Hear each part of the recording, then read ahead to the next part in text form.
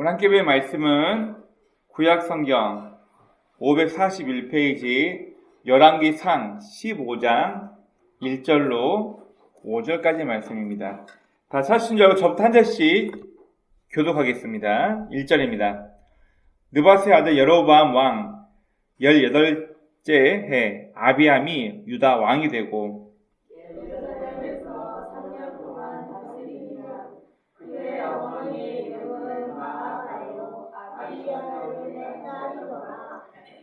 아비암이 그의 아버지가 이미 행한 모든 죄를 행하고 그 마음이 그의 조상 다윗의 마음과 같지 아니하여 그의 하나님 여호와 앞에 온전하지 못하였으나 그의 하나님 여호와 앞에서 다윗을 위하여 베들레헴에서 그에게 등불을 주시되 그의 아들을 세워 뒤에 있게 하사 예루살렘을 견고하게 하셨으니 다같이 이는 다윗이 햇사람 우리아의 일 외에는 평생에 여호와 보시기에 정직하게 행하고 자기에게 명령하신 모든 일을 어기지 아니하였습니다. 아멘. 기도하겠습니다. 하나님, 오늘도 저에게 귀한 건강 허락하여 주시고 주 앞에 함께 나와 예배 드리게 하심을 참으로 감사드립니다. 하나님, 한 주 동안 우리가 살아가면서 때로는 주님을 믿는 성도답게, 때로는 하나님을 없는, 하나님을 믿지 않는 사람답게 이 땅에 살아오지 않았는지 우리 자신을 돌아봅니다. 하나님의 방법보다는 내 생각, 주변 사람들이 말해주는 유리한 것들을 쫓아가며 혹시 하나님의 방법보다는 나에게 이익이 되는 것을 쫓아 살지 않았습니까? 어리석고 내 욕심에 빠져있는 우리의 부족한 모습을 주님 용서하시고 다시 한번 주의 말씀으로 우리가 성도답게 살아가는 것이 무엇인가 깨닫는 귀한 시간이 될 수 있도록 이 예배가 종교하는 시간이 아니라 하나님을 만나고 변화되는 귀한 시간이 될 수 있도록 이 시간을 주관해 주시기 원합니다. 오늘도 부족한 자를 세워 단위에서 말씀을 전하게 하십니다. 전해지는 말씀이 인간적인 사사로운 감정이나 정치 이야기하는 것이 아니라 자기가 하고 싶은 이야기하기 위해서 성경을 대여하는 것이 아니라 오직 성경에서 우리에게 향하신 하나님의 뜻이 무엇인지 전달하는 대언자의 입술이 될 수 있도록 주님 인도하여 주옵소서. 예배 시작입니다. 마치는 모든 순간까지 우리 주의 성령께서 우리의 생각과 마음을 주장하실 것 믿사하며 우리를 구원하신 예수 그리스도의 이름으로 감사하며 기도드립니다. 아멘. 우리가 영화나 드라마를 보면 심심치 않게 꼭 이렇게 등장하는 어떤 주제가 있습니다. 어떤 주제냐면 과거에 내가 네 부모에게 받은 은혜가 있어. 나 그걸 갚아야 돼. 혹은 예전에 네가 나에게 베푼 호의 때문에 내가 살아났어. 영화나 드라마 보면은 이런 내용들이 심심치 않게 등장합니다. 여러분, 조건이 되니까, 조건이 안 되니까가 아니라 내가 그 사람의 은혜 받았기 때문에, 그 사람이 나를 도왔기 때문에, 그 사람이 나에게 큰 감동을 주었기 때문에 내가 조금 힘들고 혹은 조금 귀찮고 그것과 상관없이 반드시 상대를 향한 내가 먼저 받았던 호의를 갚아야 하는 이런 내용에 대해서 우리는 종종 드라마나 영화 혹은 우리가 일상을 살아오면서도 많은 내용으로 접하게 됩니다. 이거는 어떤 상황이나 조건과 상관없이 반드시 지켜야 할 신의로, 사람이라면, 인간이라면, 고마움을 알고 있는 것이라면 반드시 지켜야 할 신으로 이런 내용들을 우리는 많이 품고 살아갑니다. 오늘 우리가 읽었던 본문은 애석하게도 좋은 내용이 별로 없습니다. 다윗의 뒤를 이어서 유다에서 아비암이라는 사람이 왕이 되었는데 왕으로 통치한 기간도 3년밖에 안 돼요. 얼마나 정치를 못했으면, 얼마나 백성들 앞에 포갑을 했으면, 얼마나 하나님 보시기에 악했으면 왕으로서 3년도 버티지 못하고 그는 왕에서 쫓겨납니다. 쫓겨났는지 죽었는지. 그런데 성경은 평가하기를 그가 그 아버지의 죄악을 쫓아서 여호와 하나님의 말씀을 쫓아가지 않고 죄악을 쫓아가다가 결국 망했다. 죽었다. 3년 동안만 왕위에 있었다. 그리고 그 다음 차기 왕으로 그의 아들이 또 왕이 되었다. 그런데 오늘 본문에서 집중하고 싶은 말씀은 4절과 5절 말씀에 함께 집중해서 말씀을 나누기 원합니다. 여러분, 보통은 타락하거나 하나님의 말씀을 어겼을 때 하나님께서는 용서하지 않고 그들을 쳐내시고 다른 사람을, 하나님의 마음에 합한 사람을 세웠습니다. 그런데 오늘 본문은 조금 내용이 달라요. 1절부터 3절까지 말씀을 보면 타락한 유다의 왕 아비암, 결과적으로 그의 삶이 하나님 보시기에 악하고 하나님의 말씀을 따라가지 않고 그의 아버지를 따라서 악한 길로 간 잘못된 왕이라고 역사는 평가합니다. 자, 그런데 4절부터 5절 말씀을 보면 하나님께서 아비암의 조상 다윗에게 했던 그 약속 때문에 그들의 후손을 통해서 왕위가 계속 이어지는 것을 우리는 성경을 통해서 확인할 수 있습니다. 여러분 보세요.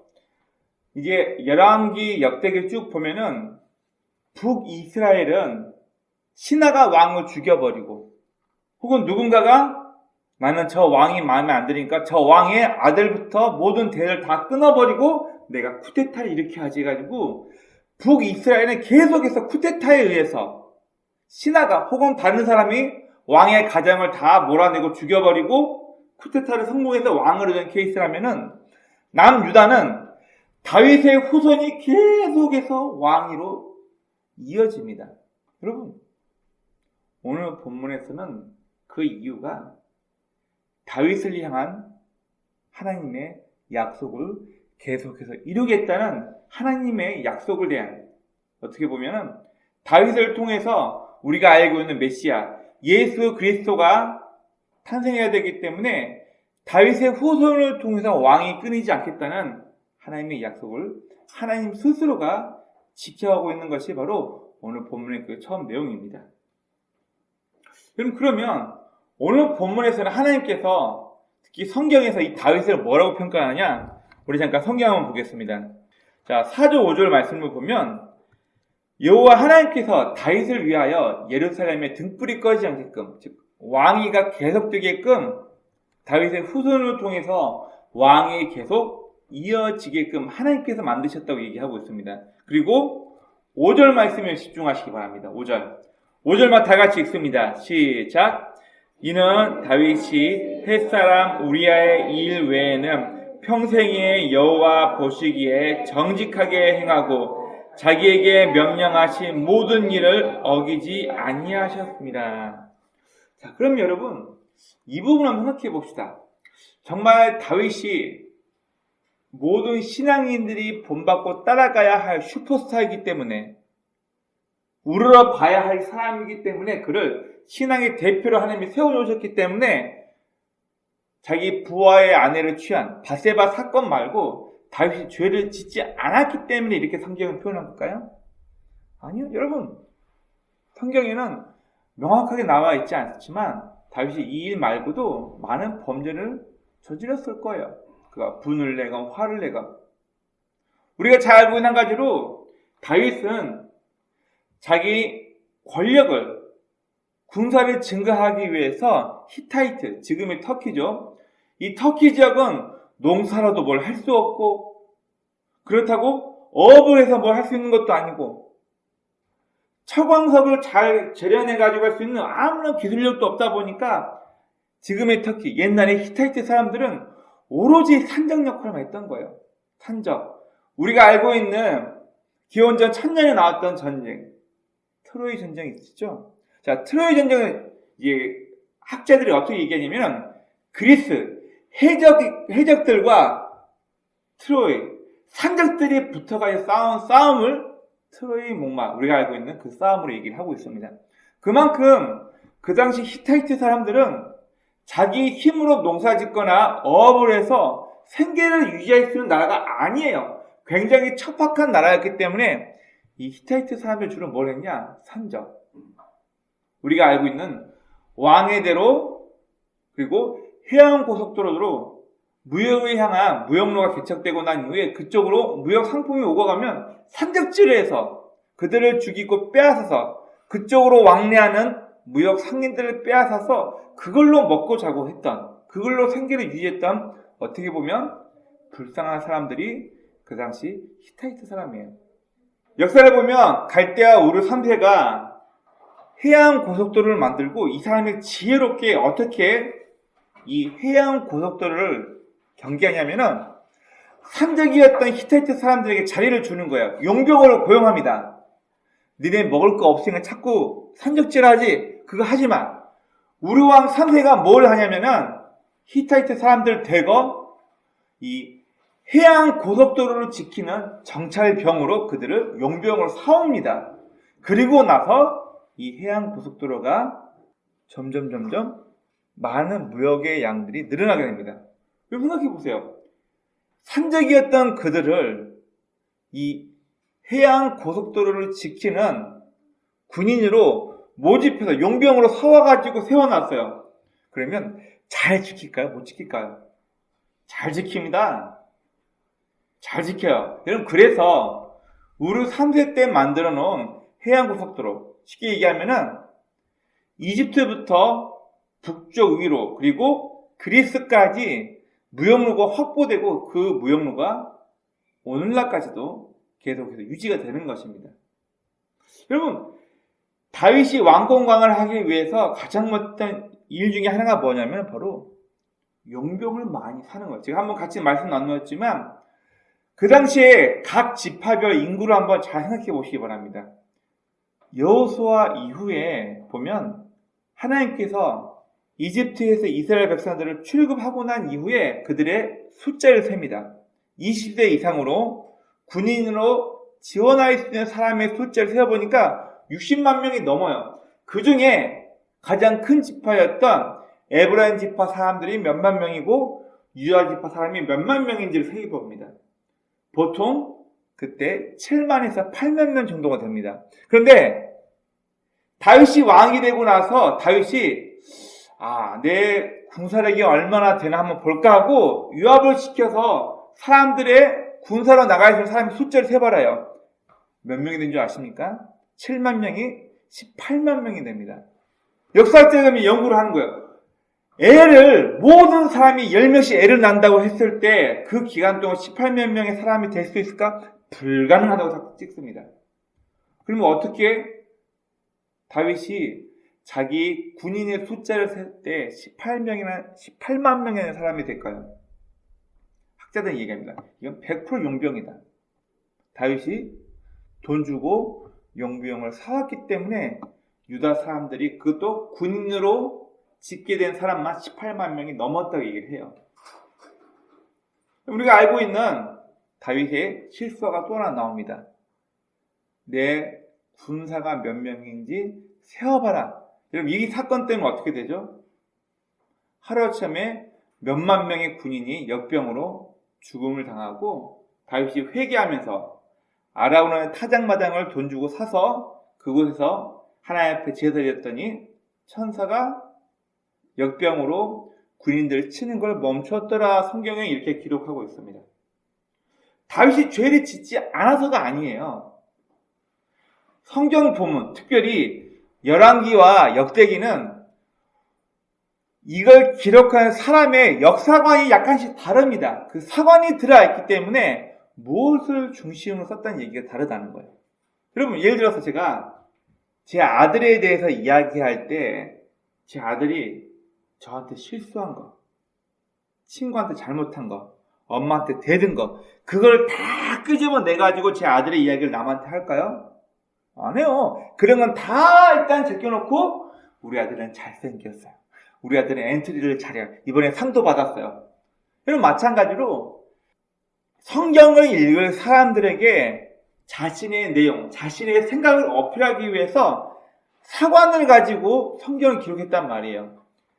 다윗이 정말 밧세바 사건 말고 죄를 안 지었을까요? 그게 아니라 먼저는 다윗을 통한 하나님의 계획이 무엇인가를 강조하기 위해서 기록을 했어요. 하나님께서는 분명 다윗의 후손을 통하여서 메시아를 탄생하겠다는 하나님의 뜻이 있었기 때문에 사람들의 마음이 다른 데에 분산되지 않고 그놈 자식 지 부하의 와이프를 탐해가지고 자기 부하를 죽였대. 그 짠 자식이 무슨 왕이냐. 사람들의 마음이 다른 것에 깨하지 않고 하나님께서 원하시는 다윗의 후손을 통해서 메시아 예수 그리스도가 탄생할 것에 대한 것만 집중하기 위해서 그것만을 모아서 사람들의 마음을 보여주기 위해서 하나님의 계획은 다윗을 통한 메시아의 탄생에 집중하기 위해서 이것을 쓴 겁니다. 두 번째, 여러분 열왕기와 역대기는 모든 성경은 하나님의 감동으로 쓰여졌다. 예, 맞습니다. 하나님의 감동으로 쓰여졌는데 이 성경을 쓰고 있는 집필자의 당시 상황이나 그 사람이 가지고 있던 사관을 다 무시해버리고 너는 로봇이야. 펜을 잡았으니까 펜은 집필가의 의도대로만 쓰면 돼. 로봇처럼 만든 게 아니라 하나님께서 성경을 쓰고 있는 사람이 갖고 있던 마음이나 사관을 가지고 이 성경을 집필하도록 도왔어요. 그 말은 뭐냐면 역대기와 열왕기, 우리 나중에 한번 봤겠지만 룻기서 말씀도 다윗 왕조의 정통성을 강조하기 위해서, 그리고 70년 동안 이스라엘이 어미나반 유다 지파죠. 유다 사람들이 바벨론 포로로 끌려 있다가 70년 만에 해방되고 나서 나라를 세우기 위해서 우리가 독립을 하고 다시 한번 이 나라를 세워야겠다는 애국심을 고취하기 위해서 그 구심점으로 누구를 잡았냐면 다윗이에요. 다윗을 통해서 왕위가 계속될 거기 때문에 메시아가 나와야 하기 때문에 우리는 우리의 역사, 이스라엘 사람들의 역사, 유다 지파 사람들의 긍지와 자긍심을 모아서 이들이 새로운 나라를 건국할 수 있도록 우리가 알고 있는 이스라엘 나라, 유다야, 유태인이나 이 지파를 하나의 나라로 모으기 위한 구심점으로 다윗을 선택한 거예요.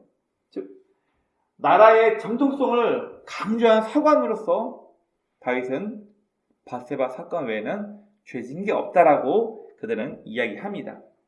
그럼 결국은 이 모든 것은 예수의 십자가 사건이라는 것을 사람들에게 알려주기 위해서, 즉 예수는 의중에 뜨중에 왔다가 그냥 피살당한 한 청년이 아니라 왕위를 가지고 왕의 핏줄로 태어나서 모든 사람의 죄를 대신해 죽은 대표자라는 것을 보여주기 위한 하나님의 열심이 역사를 통해서 입증된 것을 보여주기 위해서 이렇게 기록한 것입니다. 오늘 본문은 철저하게 다윗 가문을 통한 하나님의 역사와 계획을 통해서 이야기하고 있습니다. 여러분, 저는 여러 가지 고민을 해봤습니다. 어떻게 하면 왕이 3년밖에 못하고 그의 아들에게 왕위를 넘기지? 병이 들었나? 아니면 정치를 못했나? 여러 가지 있었겠죠.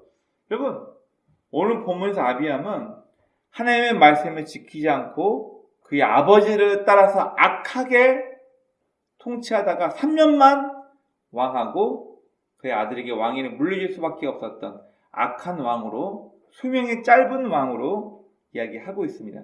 그럼에도 불구하고 그의 후손이 계속해서 왕위가 이어질 수밖에 없었던 이유는 바로 다윗에게 했던 약속, 다윗 가문을 통한 하나님의 역사와 하나님의 계획을 진행시키기 위해서 악한 왕이었지만 그의 후손을 통해서 남유다는 특별히 계속해서 왕위가 이어집니다. 두 번째, 연약한 인간이 보인 신앙의 수준에 대해서 우리에게 또 한 번 이야기해 주고 있습니다. 여러분, 다시 한번 우리 다윗을 한번 봅시다. 다윗은 초반에 참 잘했던 것 같아요. 그래서 우리가 사무엘상까지 보면 다윗이라는 사람은 굉장히 신앙으로 골리앗 앞에 나갈 때도 너는 창 들고 칼 들고 방패 들고 나를 죽이러 오지, 나는 네가 모욕하는 이스라엘 군대의 하나님 여호와의 이름으로 난 너 죽이러 간다. 다윗은 그만큼 신앙이 투철했고 신앙과 삶이 동일했던 사람이에요. 그런데 사무엘 하부터 보면은 다윗은 점점 정치적으로 변합니다. 그리고 하나님을 의지하는 부분이 많이 변합니다. 그도 인간이니까, 연약하니까요. 자기에게 이미 4명 이상의 부인이 있음에도 불구하고 자기 부하, 우리아의 와이프가 이렇게 있는 걸 보고 자기 부하의 아내를 빼앗기 위해서 계략을 세워서 자기 부하 우리아를 강제로 군인이 전쟁 가운데 죽게끔 계략을 씁니다. 여러분, 그가 죄악으로 연약하건 실수하건 이렇게 유치하고 치사한 인간이든 간에 하나님께서는 그 전에 다윗의 마음을 보시고 그가 하나님을 정말로 경외하고 다른 왕들은 자기의 권력을 높이기 위해서 자기의 힘을 과시하기 위해서 신을 끌어들여가지고 신전을 먼저 만들어놓고 나는 태양신의 아들이야. 나는 라야. 고대 근동의 대부분의 왕들이 그렇게 했는데 다윗은 그런 마음이 아니라 순전하게 나는 이렇게 좋은 곳에 살고 있는데 내가 섬기는 여호와 하나님은 아직도 텐트 안에 있네. 이게 마음 아파가지고 나 하나님을 위해서 성전을 짓겠습니다.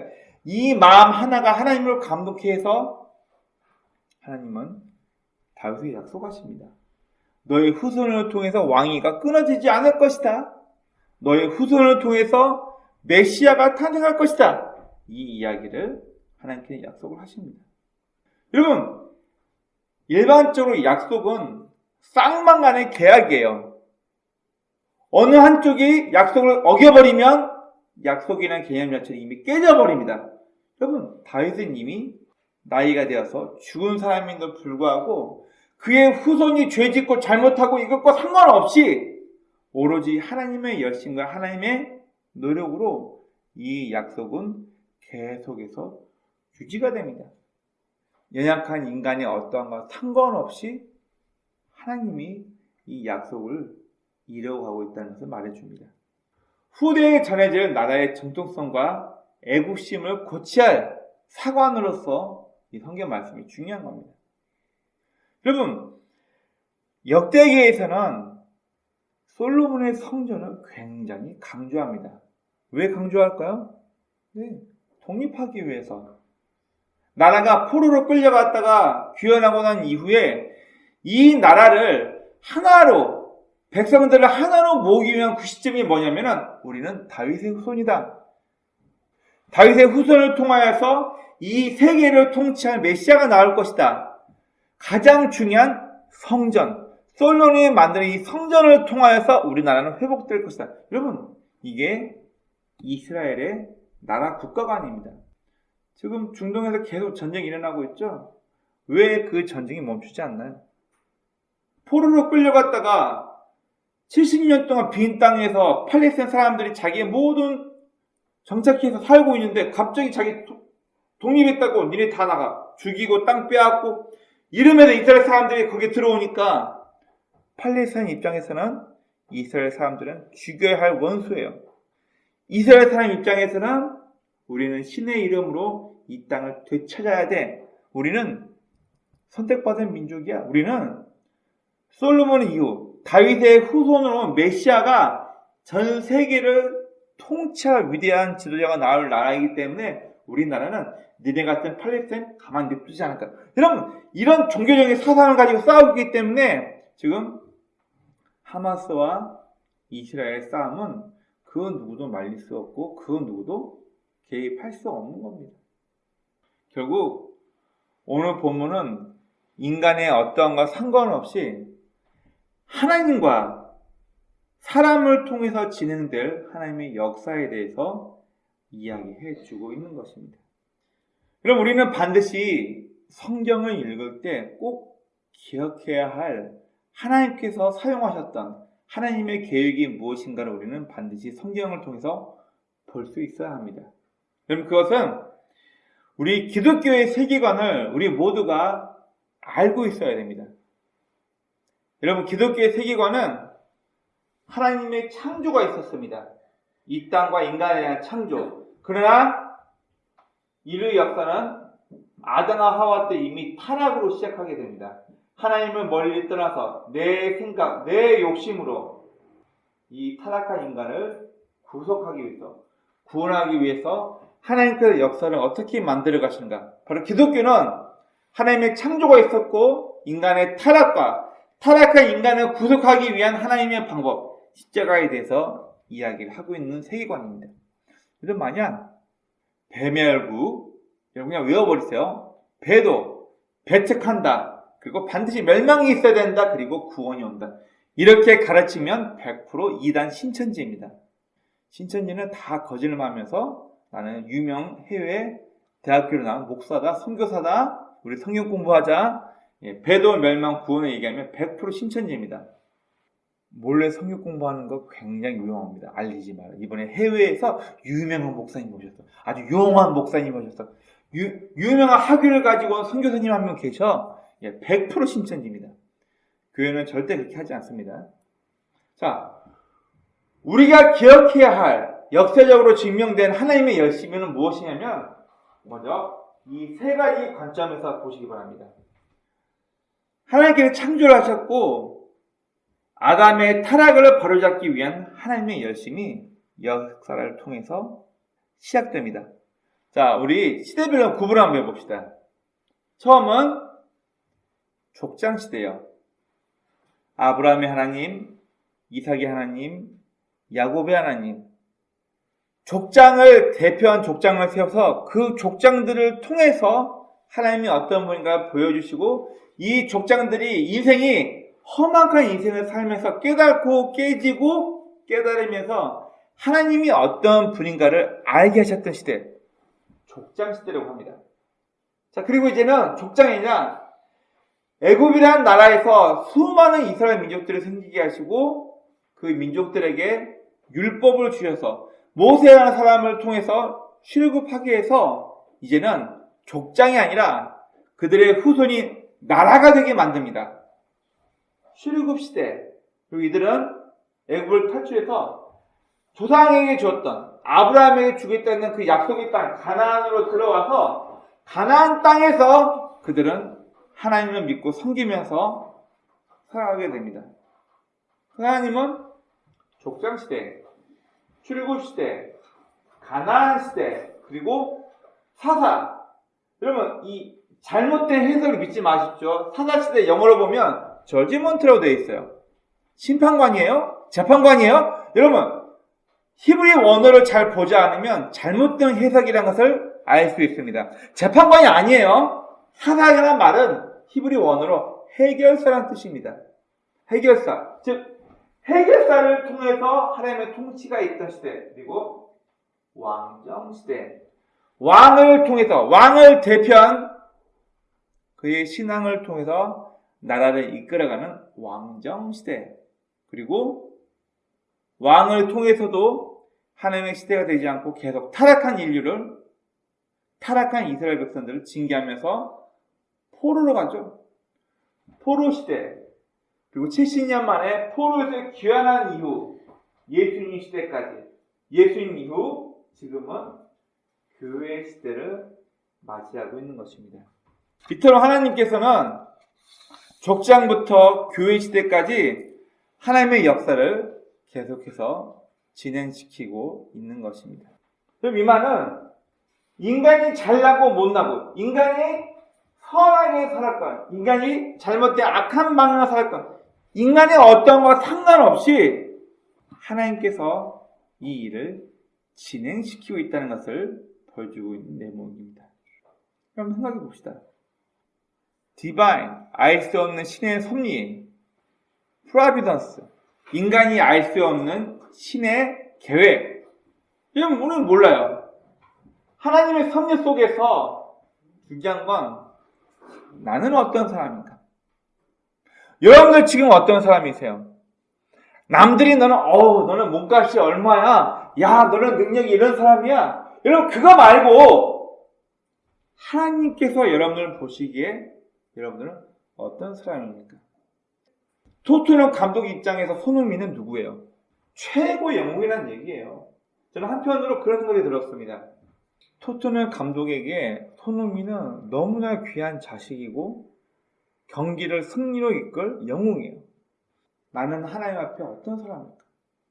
나라는 사람은 손흥민의 그 감독에게 대우받듯 나는 과연 하나님이 어떤 사람입니까?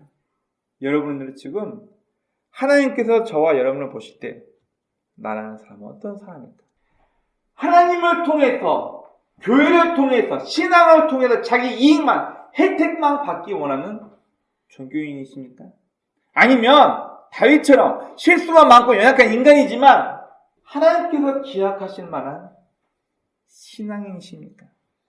여러분, 원하옵기는 저의 삶이, 여러분들의 삶이 하나님을 이용해서 종교심을 고치시켜서 먼저값만 얻기 원하는 종교인이 아니라 하나님 앞에 기억될 만한 신앙인으로서 하나님 앞에 기억되길 축원합니다. 우리 인생을 보면, 우리 인류 역사를 보면 배신이 계속됩니다. 고통도 계속됩니다. 그리고 얘가 나를 배신하겠지. 얘가 나를 버리고 가버리겠지. 여러분, 예수님께서 십자가 짊어지기 전에 기도하셨던 내용들을 보면은 이미 모든 걸 다 알고 계셨어요. 사랑하는 제자가, 베드로가 자기를 모른다 3번 부인하고 도망갈 것도 알았고, 가룟 유다가 은 30에 자기를 팔고 가버릴 것도 알고 있었습니다.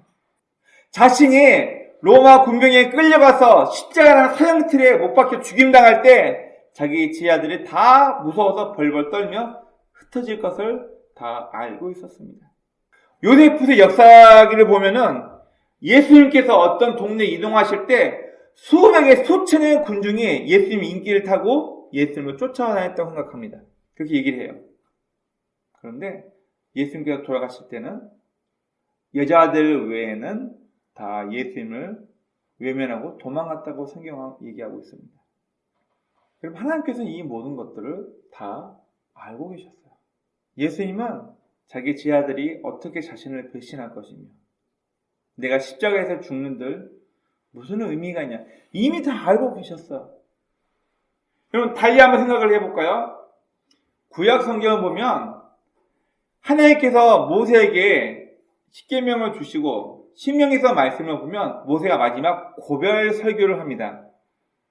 5차례에 넘어서 자신이 이제 하나님의 부르심을 받고 곧 죽어야 되니까 자신의 모든 유언처럼 고별 설교, 유언이라 얘기해도 과언이 아닙니다.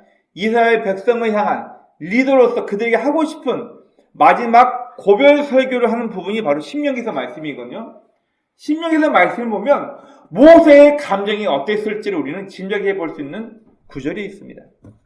가나안 땅에 들어가고 난 이후 나는 저 가나안 땅을 느보선에서 지켜보고 있는데 나는 저 땅에 못 들어가고 여기서 죽어야 돼. 그걸 다 알고 있는 게 모세예요. 백성들 앞에 나가서 설교할 때 뭐라고 했는지 아세요?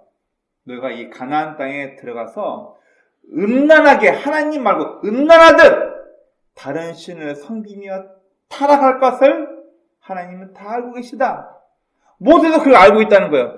나는 들어가고 싶은데 그 땅에 들어가지 못하고 여기서 죽어야 되는데 들어간 이스라엘 백성들은 거기서 타락하고 하나님 말고 다른 신을 음란하게 섬길 것을 하나님께서는 다 모세에게 알려주세요. 나는 가고 싶은 저 땅, 가지 못하고 여기서 죽어야 되는데 그 땅을 바라보면서 백성들이 어떻게 타락하고 어떻게 변질될 건가를 이미 다 알고 있는 모세 입장에서 신명기서의 마지막 고별 설교를 할 때 그 마음이 어떻게 있냐고요. 그럼 저는 이 마음이 부글부글 끓으면서 화도 나면서 애처로우면서도 어떻게 해서라도 이 사람들이 이스라엘 백성들을 타락하지 않고 하나님만 섬기도록 만들어야 되는데 이 마음이 들끓지 않았을까요? 하나님께서 겟세마네 동산에서 예수님의 기도를 듣습니다. 뭐라고 하시나요? 아버지여 이 쓴자는 내게서 옮기옵소서. 십자가에서 죽어야 되는 나의 운명을 좀 바꿔주세요. 그러나 내 뜻대로 마옵시고 아버지의 뜻대로 되길 원합니다. 얼굴에 모든 모세 얼굴에 터져서 핏물이 나오게끔 예수님이 그렇게 간절히 기도했다고 성경은 기록하고 있어요. 예수님의 마음이 어땠을까요? 예수님은 완벽한 신이자 완벽한 인간이셨어요. 제 아들을 놓고 자신이 죽어야 하는 십자가를 놓고 기도하셨을 때 그 마음이 어떠셨을까요? 어쩌면 모세의 마음과 비슷하지 않았을까요? 십자가는 우리가 좋게 말할 때 모든 인간의, 모든 인류의 죄를 용서하시기 위한 하나님의 사랑이라는 얘기를 합니다. 여러분, 그러나 십자가는 그렇게 아름답지는 않습니다. 배신과 고통, 인내를 얼룩진, 그러나 내가 죽어야지만 하나님의 뜻이 성취된다는 것을 끝까지 순종으로 버텼던 예수님의 참혹한 고통이 아주 집약되어 있는 것이 십자가예요. 그럼 어떻게 보면은 예수님 입장에서 내가 이렇게 무의미하게 죽은들 무슨 의미가 있냐? 법안이 밤 몰래 날치기식으로 통과돼가지고 죄가 없음에도 불구하고 억지로 죄로 끄집어서 사람을 표적삼아서 죽여버린 이 종교재판이 무슨 의미가 있나? 예. 당시 유다에는 산헤드린 공회라고 오늘날로 따지면 대법관들이 모여가지고 법을 집행하는 곳인데 전부 다 날치기로 낮이 아니라 밤에 증인들의 말도 다 틀린데 그걸 날치기로 해서 예수님을 사형으로 언도해서 로마 군인에게 넘겨버립니다. 여러분, 속된 말로 개죽음이에요. 예수님 입장에서는 내가 이렇게 죽은들 뭔 상관인데?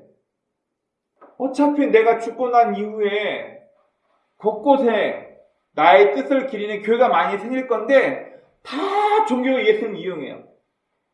여러분, 제 친구 한 명이 지금 프랑스 선교소로 가 있습니다.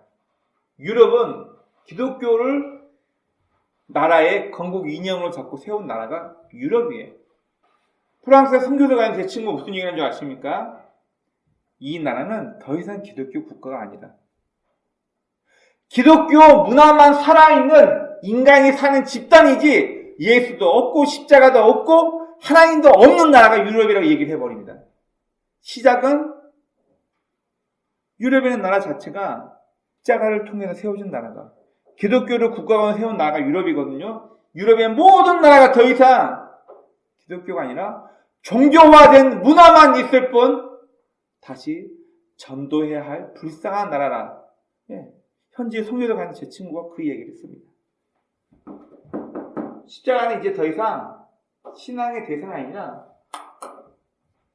액세서리로 귀걸이, 액세서리로 목걸이, 교회 첨단 높이 세우고 이곳은 큰 교회니까 편하게 종교활동할 수 있는 곳이야. 사람들이 모여듭니다. 여러분, 종교로 이용돼 버린 십자가. 하지만 예수께서 내 뜻대로 하지 마옵시고 아버지의 뜻대로 되길 원합니다라고 기도하시고 끝내 예수님은 십자가를 짊어지고 십자가에서 죽어야 할 본인의 사명을 다하십니다. 왜요? 십자가 의미가 무의미하거든요. 나중에 십자가를 종교적으로 이용할 인간들을 알고 있었어요. 근데 왜? 십자가의 참 의미가 무엇인지 알고 살아갈 소수의 진짜 신앙인들 때문에 진짜 예수님의 제아들, 앞으로 태어나고 만들어질 진짜 하나님의 사람들 때문에 예수님께서는 참혹한 십자가를 참고 이 십자가에서 결국 죽임을 당하십니다. 성경에서는 긍휼이라는 단어가 참 많이 나옵니다. 긍휼.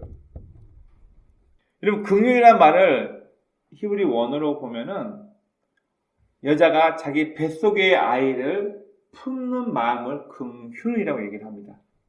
결국 이 말은 사랑하고 인내하고 용납하고 보호한다는 이야기가 이 단어에 들어있습니다. 여러분, 오늘 본문은 아비아의 자리에서가 아니라 아비암이라는 다윗의 후손이 엉망으로 나라를 통치하고 하나님 방법 다 무시하고 살아왔지만 그의 자랑과 상관없이 그의 어떠함과 상관없이 다윗에게 했던 하나님의 약속, 다윗에게 향한 하나님의 긍휼을 그 약속을 지키기 위한 하나님의 열심이 그의 후손을 통해서 왕위가 계속 나올 것을 우리에게 보여주고 있습니다. 여러분, 십자가의 희생은 언젠가 끝이 있습니다. 우리는 한없이 사랑의 하나님이 내 모든 죄, 우리의 죄악, 우리의 실수, 잘못 항상 용서할 것처럼 우리는 생각합니다. 그러나 재림이 반드시 있습니다. 언젠가 하나님의 용서와 인내에는 한계가 있다는 것을, 그 사랑에는 언젠가 끝이 있다는 것을 우리에게 말해주고 있습니다. 다만 하나님께서는 한 명이라도 더 구원시키기 위해서, 한 명이라도 더 예수님을 알고 그의 삶이 바뀌길 기다리고 계시기 때문에, 저는 표현 이렇게 합니다. 막차 출발해야 되는데 일단 막차 출발시키지 말고 기다려라는 거예요. 누군가가 성경을 통해 누군가가 하나님의 사람으로 변화될 수 있기 때문에 그 한 사람을 위해서 기다리고 있다는 거예요. 저는 종종 제가 어떻게 예수를 믿었는가를 사람들에게 이야기합니다. 인간적으로 표현하기 참 어렵습니다. 여러분, IMF가 터질 때쯤에 저희 집은 참 어려웠습니다. 그 전에 저는 교회에 다니는 사람들을 참 싫어했습니다. 심지어 제 아버지는 교회에 다니는 사람들을 칼만 들지 않고 있는 강도라고까지 표현했습니다. 무척 싫어했어요. 앞에 있는 저도 교회에서 사람들이 예수 믿으세요 전도지 주잖아요. 그러면 저는 껌을 쫙쫙 씹다가 받은 전도지 침을 뱉고 껌을 뱉고 우기면서 나 불교예요 집어 던지고 갔던 사람 중에 하나예요. 여러분, 만약 그 당시에 예수님께서 재림하셨더라면 앞에 있는 저는 구원받지 못할 사람이었습니다. 다시 얘기해서 그때부터 지금까지 수많은 시간이 주어졌고 제가 변화받고 제가 성경을 통해서 하나님이 누구인가, 성경이 무엇인가를 알게끔 하는 시간이 주어졌기 때문에 나라는 사람을 오랫동안 누군가가 참고 기다려왔기 때문에 지금의 제가 목사가 되어서 하나님의 말씀을 가르칠 수 있는 것처럼 하나님은 지금도 누군가가 하나님을 알고 구원받기까지 오래 참고 기다리고 있다는 것을 우리는 기억해야 합니다. 다시 말해서 한 명이라도, 하나님의 입장에서는 한 명이라도, 이 한 명이라도 예수님을 믿고 돌아오길 기다리고 계시기 때문에 예수님의 재림은 지연되고 있는 것이라고 얘기를 합니다. 여러분, 제가 읽었던 책 중에 지금도 잊지 않고 기억하고 있는 책 제목이 하나 있습니다. 교회, 천국을 이 땅에. 교회, 천국을 이 땅에. 우리는 천국하면 참 막연한 이야기를 합니다. 여러분, 한번 나중에 기회가 되신다면은 교회에 다니고 있는 분들, 지인분들 만나놓고 천국이 뭐라고 생각하냐 물어보십시오. 10중 8구가 뭐라 대답하냐면 예수를 믿었기 때문에 죽은 이후 가는 좋은 곳. 내가 예수를 믿었으니까 나쁜 지옥 가지 않고 천국 갈 수 있다. 죽은 이후에 갈 수 있는 곳이라고 생각을 합니다. 여러분, 그러나 천국 그렇지 않거든요. 수많은 철학자들, 수많은 종교 지도자들, 수많은 역대 위대한 사람들, 그들의 행위와 상관없이 예수를 믿은 사람이 죽은 이후에 갈 수 있는 영적인 나라, 영적인 안식처, 대부분의 사람들이 이렇게 생각합니다. 여러분, 그러나 천국이란 말 자체가 바실레아 토우라노스, 하나님의 통치가 있는 곳을 천국이라고 얘기하는 거예요. 교회, 천국을 이 땅에. 무슨 말인가요? 막연하게 죽은 이후에 가는 그곳, 내 영혼이 가는 곳을 얘기하는 것이 아니라 천국, 교회란 것은 하나님의 통치를 이 땅에서 가지고 내려와서 보여주는 삶, 교회가 그것이라고 제가 좋아했던 그 책에서는 얘기하고 있습니다. 성도, 교회를 통한 이 땅에서의 하나님의 통치를 이야기해 주고 있는 것입니다.